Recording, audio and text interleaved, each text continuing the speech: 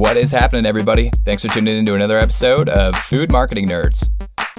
Now, this week's episode is going to be a solo cast, which means you're going to be hanging out with yours truly. We're talking about smart Facebook ad strategies to grow your sales without breaking the bank.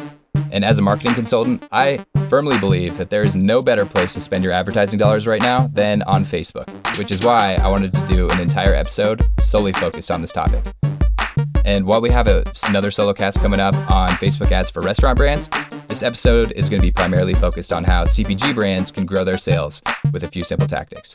And in this episode, you're going to learn why you should be advertising on Facebook if you are not already, what the most common mistakes brands make when they are advertising on Facebook, how to set up a process that will drive sales for your brand, and a lot more. So if you're a Facebook ads whiz, go ahead and skip this episode. But if you're not, or you're starting to dabble in Facebook ads and want to up your game a bit, then don't go anywhere just yet. Welcome to the Food Marketing Nerds Podcast, where we talk marketing, branding, and social media with the smartest minds in the business. Here's your host, Alex Osterlee. All right, first off, why should you even consider advertising on Facebook in the first place? Well, here are 4 reasons. Number 1, Facebook has a user base larger than the population of China. So they're closing in on 2 billion members worldwide, and that translates into 22 billion ad clicks per year. So it's pretty intense. Facebook is providing businesses with a tremendous advertising opportunity right now. It's probably the most exciting thing for a marketer since search advertising. Yes, your audience is absolutely on Facebook somewhere. They're there. It's just a matter of finding them, which we will get to in later in the podcast. So number 2, Facebook ads are extremely cheap. They're very undervalued right now. They tend to cost a fraction of what other online marketing channels cost. And it's really not a question of how much Facebook costs, but how far your money will go on Facebook. So if you get into Facebook advertising with a clear focus and follow a simple strategy, then the cost efficiency of the platform will really astound you. Another interesting thing about Facebook is that they'll cater to all range of budgets, whether it's a $5 budget or a $50 million budget. There are things that you can do with Facebook ads, and they are equally as effective dollar per dollar. Number 3, Facebook has targeting capabilities that are absolutely exceptional. So not only are there different types of ads that you can serve to your audience, like giving them a specific offer or showing them a video ad, the level of granularity that you can get with who you target is beyond belief. If you wanted to serve up an ad to yoga-loving moms between the ages of 25 and 35 who shop at Whole Foods, you could. If you wanted to target the CEO of Whole Foods, you could. So whether you're targeting by behaviors, interests, demographics, connections, age range, language, or location, there's even more things you can target on. You can get extremely specific of who you show your ads to and then exclude the people that you don't want to show your ads to. Number 4, the platform is basically a culmination of all the best attributes that are offered by all other advertising mediums. From top of mind awareness to making sales to brand building to getting clicks to your website, Facebook really has it all. If you think of AdWords, they offer clicks to your website, but does it really build your brand? Not really. YouTube will allow you to promote your video, maybe build your brand, but people rarely click through a pre-roll ad when they're trying to watch a video that they just searched for. And TV allows mass distribution, which is expensive, but you don't have direct control over who sees your ad, and the viewer can't share your commercial with their entire network at just the click of a button. That's why I believe that Facebook is the best place you can spend your ad dollars at the moment. But that said, I don't want to paint an overly rosy picture here. So a lot of times people will come to us saying, yeah, we spent some money on Facebook, we got some new fans, some video views or clicks, but ultimately the ROI wasn't quite what we'd hoped for. So eventually we stopped doing Facebook advertising, which if you are in this camp, you are not alone. Now, with Facebook advertising and social media in general, there are a few common pitfalls that prevent businesses from generating a solid return. So before we go into a step-by-step process I mentioned earlier, we're going to go over the common mistakes that a lot of brands are making. Number 1, asking for the sale too soon. There's a lot of research showing that we need between 6 to 9 brand touch points before somebody is actually interested in making a purchase or becoming a sales prospect. So we think because somebody is interested in, say, beef jerky, all we have to do is show them an ad with beef jerky and link out to our product and they'll want to buy it, which simply is not the case.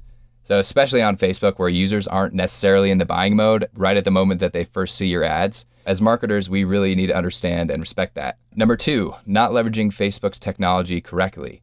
And what I mean by this is not having the Facebook pixel installed on your website, not using custom conversions, and not really understanding and using custom audiences correctly. And ultimately, that's what makes retargeting and Facebook ads so successful. And it's crucial to understand and use custom audiences the right way, which I will go over in a minute. Number 3, and this kind of goes back to number 1, which we need to offer value and create a relationship in order to build purchase intent.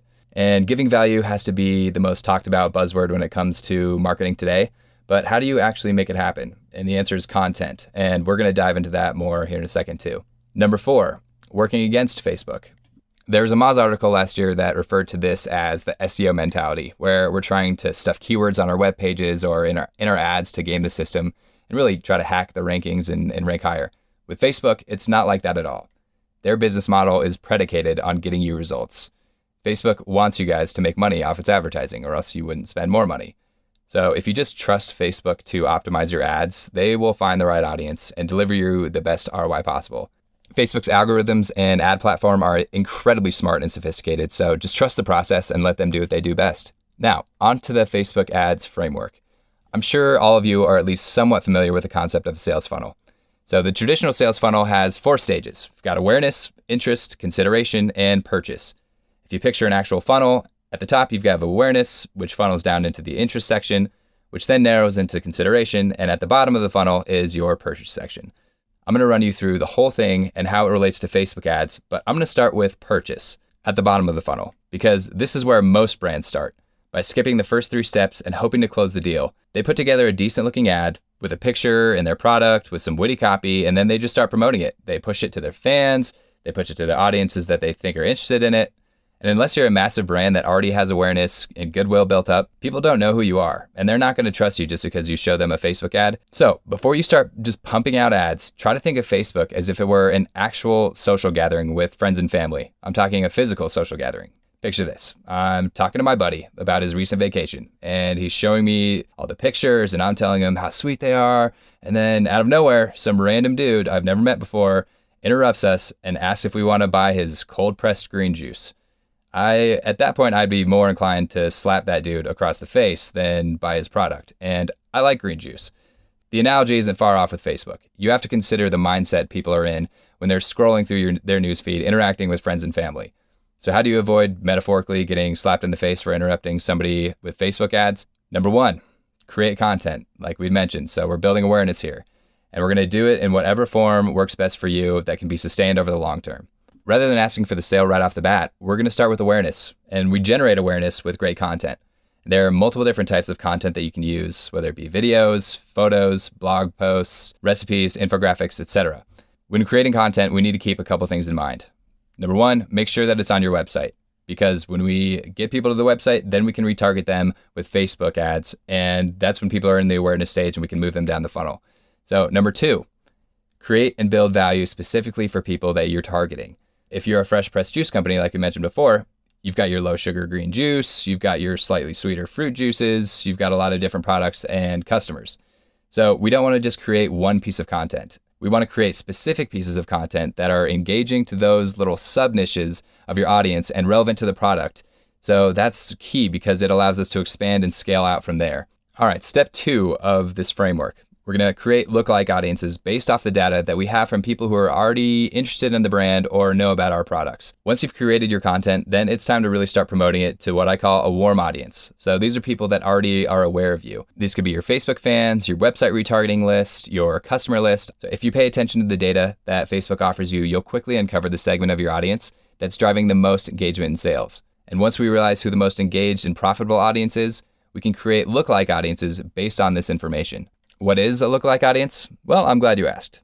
In a nutshell, when you're creating and marketing to a lookalike audience of, say, your customers, you're telling Facebook, I want you to show my ads to a group of people that most resembles my current customers, but doesn't already buy from me. So it's pretty powerful stuff. It's with these lookalike audiences that we can really start to dabble with advertising to cold audiences, being that they very closely resemble your existing highly engaged audience. Again, unless you're a massive brand, your existing audience won't take you very far. So the right cold audiences are where you really start to scale with Facebook ads. Now, I can't stress this enough. Lookalike audiences are incredibly powerful. So whether we're going to be going to Facebook groups or other Facebook pages, we can say, hey, I've got this really interesting guide on 15 ways to detox your liver. And all we need to do is start getting people to that content on the website, because once they're on our website, then they're in our funnel. And that's where Facebook ads start to really shine and retargeting starts to enter the picture.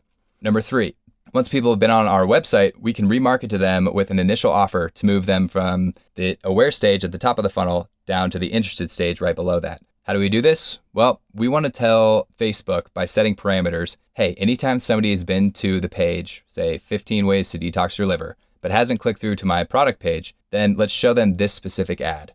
So in this retargeting step, video is king, although other types of content will work as well. But it's a great way to build the brand and create a relationship and to start building goodwill. And it's great to use video that ties into the original piece of content that casually mentions, hey, we left some things out and those things are available on this page. So this is how you can start to introduce your product and get people to opt into your email list, your product page, etc. Step 4, we're going to retarget the user again to move them from interested to the consideration stage. We're not done after one retarget. Why? Because there are a lot of other things that we can do with Facebook ads to start ramping this process up and driving a lot more conversions. It's a simple fact. Once we get people to the product page, not everyone is going to convert. And in this case, what we can do is set up another remarketing ad that says, hey, Facebook, anytime somebody visits our product page but hasn't been to our thank you page, we want to run this ad. Again, video is a great option here, but so is a picture with an offer. And in essence, what we can say is, hey, thank you for checking out our product, but you didn't make a purchase. Did you know that we offer a discount to our eClub members? So we're incentivizing them to opt into our newsletter. Whether they make a purchase of your product from there or simply opt into your newsletter, you get your audience into your email sequence, your traditional marketing sequence, which you're going to be running on the side. But we're not done there. We've found these people on Facebook, which means they're still on Facebook. So there's more that we can do to drive sales of your product. Number 5, next step. At this point, we want to really hone in on building trust with ads that share product benefits, things you're doing with the community, etc. If you've offered a free sample or a discount for your products, we want to remind people about it, and we want to make sure that they're taking advantage of it. Even when you get somebody on your email list, you might have a 30% open rate, which is fairly respectable. That means that 70% of your subscribers won't even see your opt-in offer. And knowing that they're on Facebook, we can run another remarketing ad telling Facebook that anytime somebody opts in to receive our discount but hasn't actually purchased, then let's drive people to use that offer. Talk about the benefits of your product, show great things people have to say about you, continue to build trust and confidence in your brand. Number 6, after all that, and they still haven't purchased, it's finally time to ask for the hard sell. At this point, we've only told our audience about the benefits, given them an offer, and warmed them up to the brand. So this is where we use our final retargeting ad where we tell Facebook, anytime somebody has tried a free sample or hasn't been in our ultimate checkout page, we want them to see this final ad. So we try to figure out a final piece of content that you can use to add value to those people to really drive them to purchase and ask them for the hard sell.